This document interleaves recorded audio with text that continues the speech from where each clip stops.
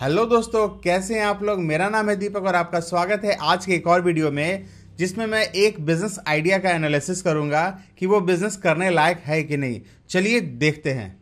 मेरी खोज जारी है साथियों। आप जानते हैं मैं जब भी आता हूँ एक नए बिजनेस आइडिया की तलाश में आता हूँ। आज इसी तलाश में बनारस चल के जयपुर आ चुका हूँ। आपको एक ऐसा बिजनेस आइडिया। क्या डाल रहा है, मिट्टी का चूरा। सर अब हम इस मशीन के अंदर आपको कूलर बना के दिखाएंगे। सर रनिंग करिए, दिखाइए जरा। जी सर, आपको रनिंग करके मशीन दिखा रहे हैं कि कूलर इसमें किस प्रकार से आपका बनेगा। अच्छा जी।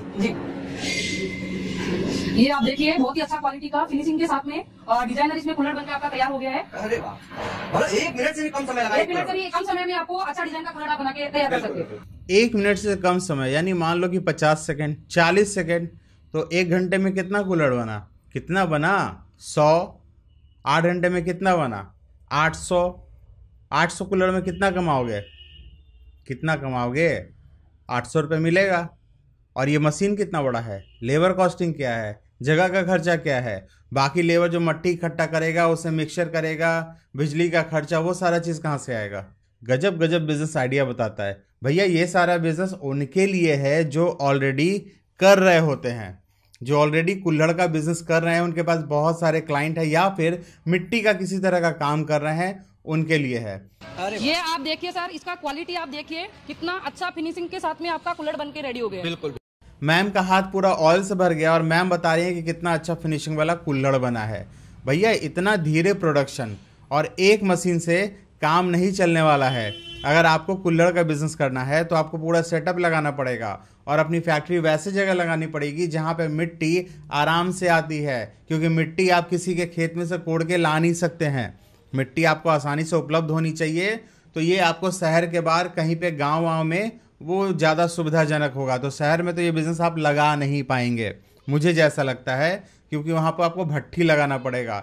सबसे पहले तो मट्टी इकट्ठा करके लाइए, फिर उससे मिक्सचर करिएगा, उसको नरम बनाइएगा, लोई बनाइएगा, तब इस डाई में डालिएगा, डाई में से निकाल करके तब उसे सरिया करके सुखाइएगा, फिर उसको जा करके भट्टी में डालिएगा। तो भट्टी में पकेगा तो फिर उसको सरिया करके पैकिंग बढ़िया से करके तब जा करके चाय के दुकान में या फिर जहाँ पे यूज़ होने वाला है वहाँ पे आप जा करके उसे दीजिएगा। पर ये मैम बता रही हैं कि 20,000 का स्मार्टफोन लेने की जगह पे 40,000 का ये मशीन ले लो, कुल्हड़ बनाओ और हज़ारों रुपए प्रतिदिन के कमाओ।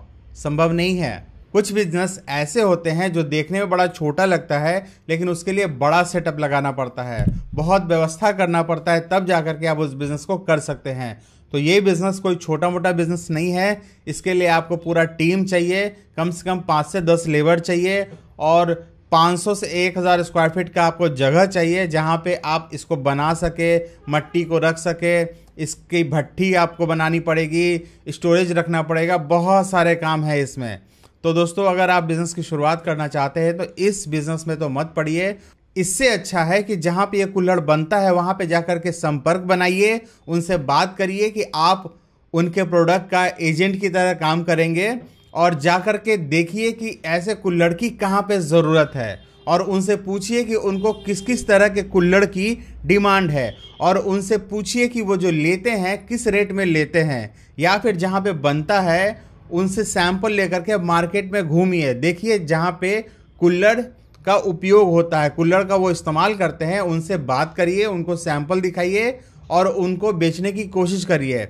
पूरा सेटअप लगाने के बजाय आप ट्रेडिंग का काम करिए, वहाँ से परचेज करिए और जहाँ पे ज़रूरत है वहाँ सप्लाई दीजिए और 2 पैसा कमाइए। और तब जा कर के आपको लगे कि इसका फैक्ट्री लगाना चाहिए, क्योंकि आपका सेल बहुत ज़्यादा हो गया है, बहुत ज़्यादा आपके पास कस्टमर आ गया है और आपको बिज़नेस की समझ हो गई है, क्योंकि आप रेगुलर जहाँ पे मैन्युफैक्चर हो रहा है वहाँ पे जा करके उस बिज़नेस को देख रहे हैं कि वो कैसे कर रहे हैं।